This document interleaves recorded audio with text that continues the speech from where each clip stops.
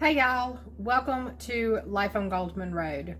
The weather has changed a little bit. It is cooler. We had rain come through yesterday. It rained all day long. So the cold front came in. Today has been in probably the mid 40s.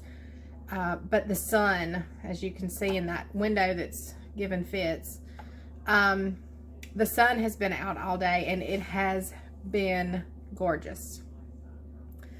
But since it's cold, and I'm not a fan of the cold, and I have been cold all day, we're going to make soup. We're going to do unstuffed cabbage rolls because it's easier than cabbage rolls, and it's easy.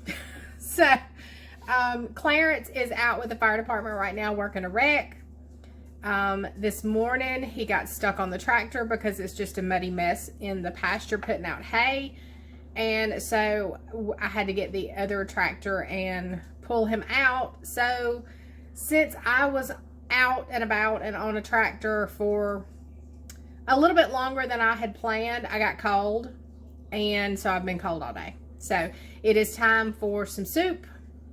We're going to do some cornbread to go with this.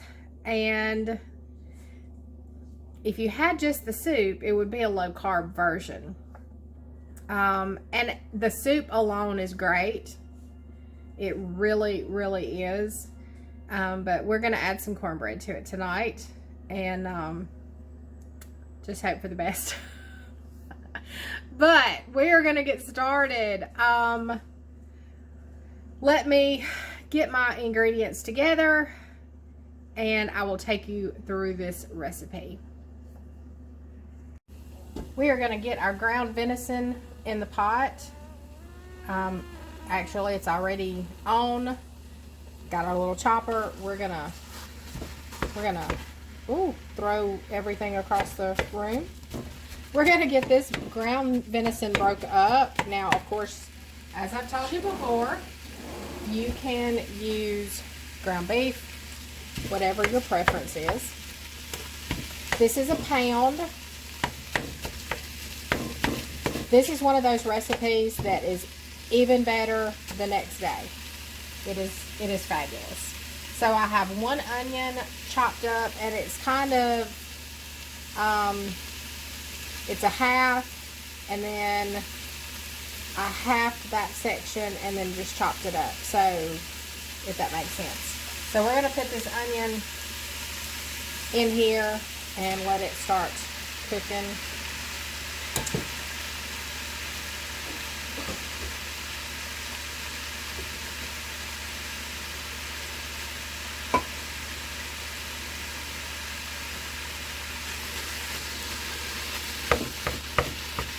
Get the onion broke up, the ground beef browned, and we will be ready to move on to the next ingredient. So hang tight.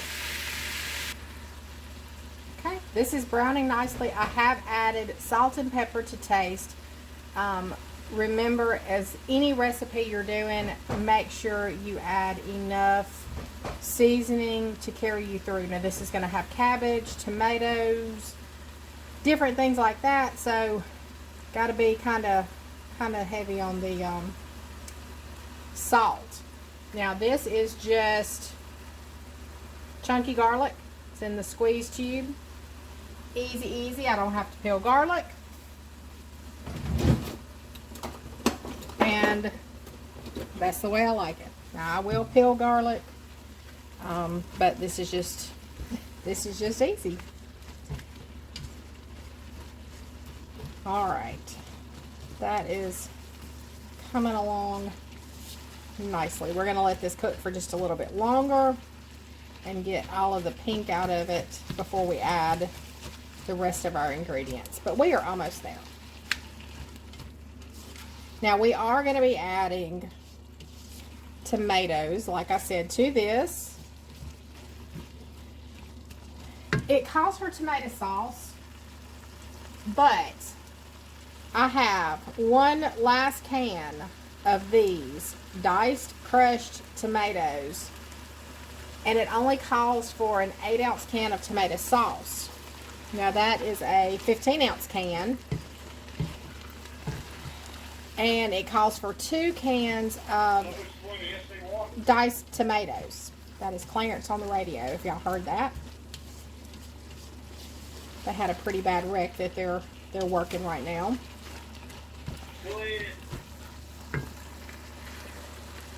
Okay. As I was saying, it's supposed to be an 8-ounce can of tomato sauce, but it also calls for 2 cans of diced tomatoes, so we're going to kind of split the difference here. Now, this recipe also calls for 1.5 pounds of meat. I don't have 1.5 pounds in different sections. My venison comes in pound packages, and it's nice and vacuum sealed, and so that's why we work with 1 pound at a time. So I am going to go ahead and add the diced and crushed, and a can of diced. And that's probably all the tomatoes we're going to need. Now, of course, as we get into this and it's cooking, we'll figure it out.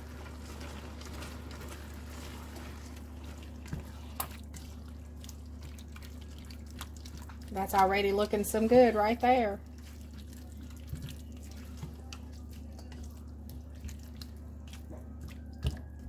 Now this is going to simmer for a while because it's only 420. So this is going to simmer for a while. So our onions are going to continue to cook. And this is an unstuffed cabbage roll. So the star of our show is cabbage. And I just have cabbage over here roughly chopped. But before I add my cabbage to my pot, let me double check my recipe to see if I need to add anything else. Need to add just 1/2 cup of water. And since we're going to let this simmer for a while, I'm probably going to add 1 cup. And then I'm going to throw in our cabbage. And don't worry if you get too much water. It will, you can cook that out. You can bring it up to a boil and it will cook out. So, let's get our cabbage in there. And I'm going to show y'all a pretty I got. A useful pretty at that. Another useful pretty. I showed you my pot holders in our last video that my sweet little neighbor made.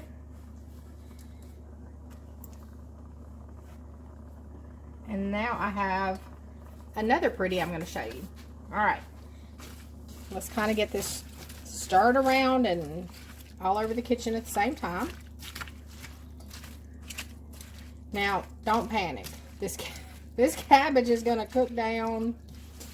It's going to be so good. So good. Alright, what I'm going to do is put the lid on this and let this just simmer and boil, and we'll come back to it in just a second. Okay. I don't know if I told you or not, but that was 1/2 cabbage. It was just a small cabbage, so we're going to use the other half of that for something later on. But the other day we went to a